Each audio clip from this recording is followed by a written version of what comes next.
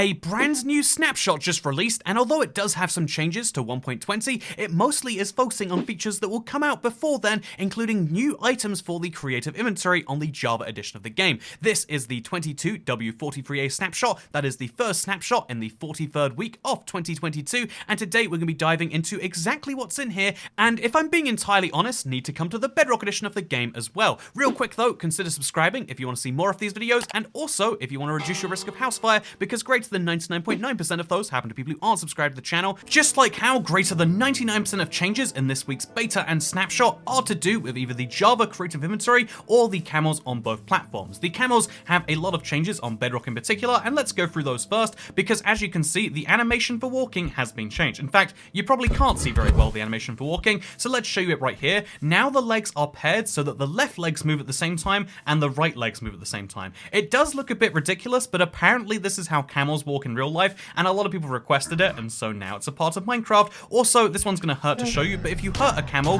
which you probably shouldn't ever do, the camel will now regenerate its health slowly over time. It won't be stuck with the same amount of health, which I think is a big improvement. Also, by the way, something which I think is quite cool is the camel will now keep on... Okay, I got myself trapped here. The camel will keep dashing until it hits water or land, which means if we take it over a big gap, something quite cool should happen. Actually, I want to see what that looks like. Let's do that for the first time. Okay, I've made a bit of a risky one. There is now a big hit for my camel to potentially fall in, but yeah, this is supposedly the biggest feature, so let's see exactly how it works. Let's jump our camel around, and let's pray this works correctly, Hub, because if it doesn't, I'm gonna look pretty silly. So, yeah, they also did a few other things, like fixing the recipe for the chiseled bookshelf, so it can be constructed from any types of planks and wooden slabs. Also, they added to the dressing room the new skins in a better way, but let's show you right now, jumping over this gap, what this looks like. Whee! Okay, so, yeah, it doesn't cancel itself out. It'll keep going till we hit the land on the other side. That was actually pretty cool. I mean, you probably could have done that one on a horse too, but you know, I liked it anyway. But yeah, they haven't fixed the fact that the camels can't go up a block. I'm not entirely sure why. I guess they just haven't gotten around to it yet. However, on the Java edition side of things, we have a brand new update, but not for what you'd expect. It is mostly about creative changes that probably aren't even coming in 1.20, but will likely come in 1.19.3. I'll share the evidence for that later, right after we mention everything else that happened in the snapshot, because boom, they changed the camel spawn egg look. They've also changed the camel walk cycle, so the amount of time that he spends walking versus sitting. The camel is just an adorable mob. I mean, I know that like Minecraft used to add a lot of mobs that were just adorable and nothing else. This is a mob with a real potential function that also is just adorable, and I love him so much. He makes the update wonderful, but that is something they've changed separately. Most of the update though is about the creative inventory. In big part, it is about, you know, last week they added these new tabs, so they changed natural blocks to decorative blocks. They changed decorative blocks to natural blocks, I should say.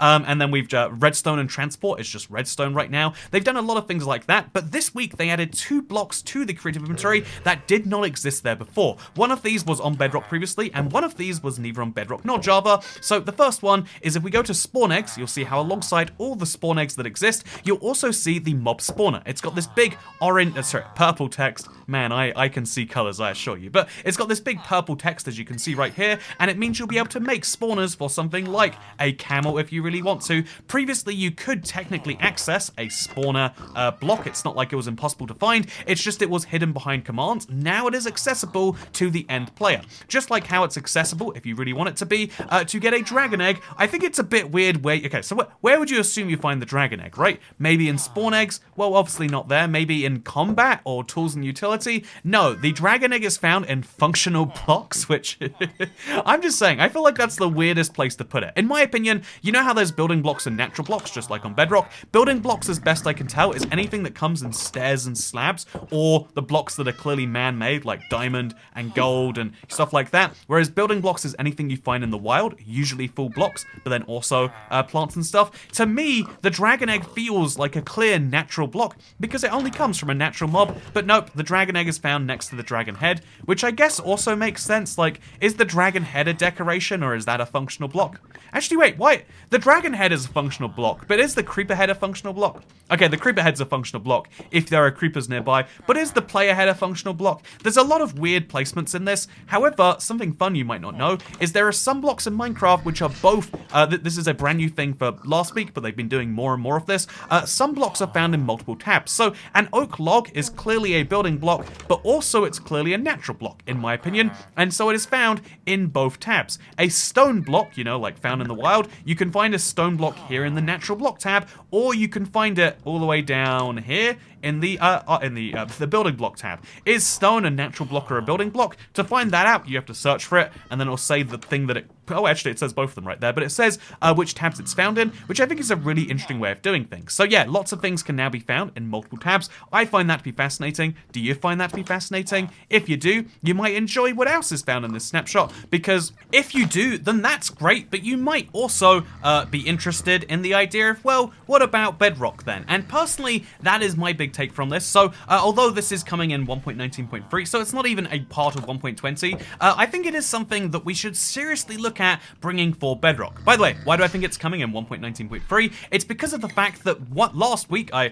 didn't mention it in full, but there is also this camel spawner is bringing this village crazy. But last week they decided to do something for Java snapshots, which they'd previously done on Bedrock for quite some time, and make it optional to opt into later features, i.e. the 1.20 stuff. This means that when you load up a new world, you actually have to opt in via this data pack menu to turn on the bundle, which is actually separate to update 1.20, kind of telling us that they might be including that in 1.20. It probably is going to be separate just because they had it available anyway, but you can now have 1.20 enabled separately. Then when you load up the Minecraft world and you go to creative, you'll notice this new changes right there. They could have put this in the 1.20 data pack, but given that they also just referenced very specifically, starting with 1.19.3, they're going to start including features in these dot releases.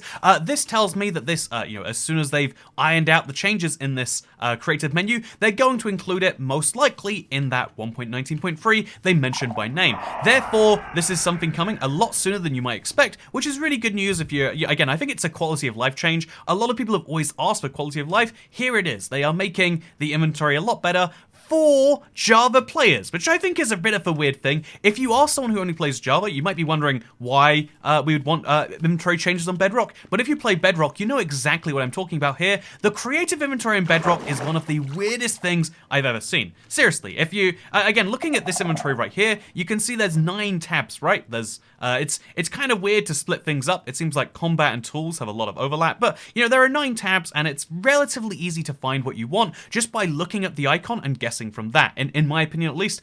There are a few weird things like, chest boats being in redstone, or, if you look in consumables, you'll find a few weird things in there, but for the most part, like, crafting is enchanted books really a crafting tool, but for the most part, you'll find things very quickly where you want to find them. Also, by the way, just while we're here, I think with this many enchanted books, at this point we need to have different textures, either for each enchantment or each enchantment level, or, for some combination of the two. Could do some cool things with that rather than having this show up. Here on the Bedrock edition, however, the creative inventory looks like this. There's actually 2 versions of it. This is the full version of the creative inventory, but still it looks like this with just 4 tabs up here. We've got building blocks. It's not actually labeled, I don't think. We've got natural blocks.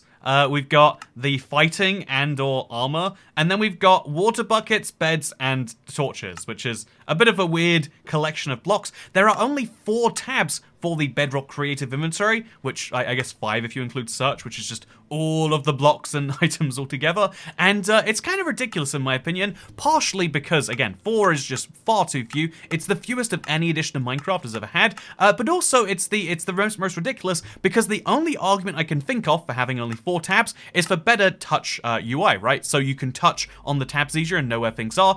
Bedrock is the simplified version of Minecraft because it originally was designed to run on phones, but wait a minute, how is having 4 tabs simplifying things? It would be more simplified if instead of having swords and armor or buckets, rather than trying to explain lots of things in one tab, we had them spread out. I mean, on Bedrock they do have these wonderful little icons you can click and you'll show more. That is a really cool feature to see all the stairs, all the everything at once. Super cool in my opinion, but it's really hard to find things in some of these tabs. I find it to be very exhausting, and also why there's so many more items in this than in this. To me, it's an indication that we have like, again, this is a nicely laid out tab. This is a nicely laid out tab. This is a bit of a mess. This is a big mess. Why do we accept this? I don't know for sure. But just for a bit of fun here, me and Harrison actually lined up the free inventories between the free editions of Minecraft. On the left is Bedrock, on the middle is the Java, and on the right is the console edition. So this is all three menus side by side, and the only argument I've ever been able to think of for the left inventory existing is, oh, it'd be better for touch controls. Not only are the icons to change between tabs smaller on the left, as you can see, they definitively are, but also the icons for the individual items themselves are. Why is it that the version that is meant to be the most accessible from the most platforms sucks for phones?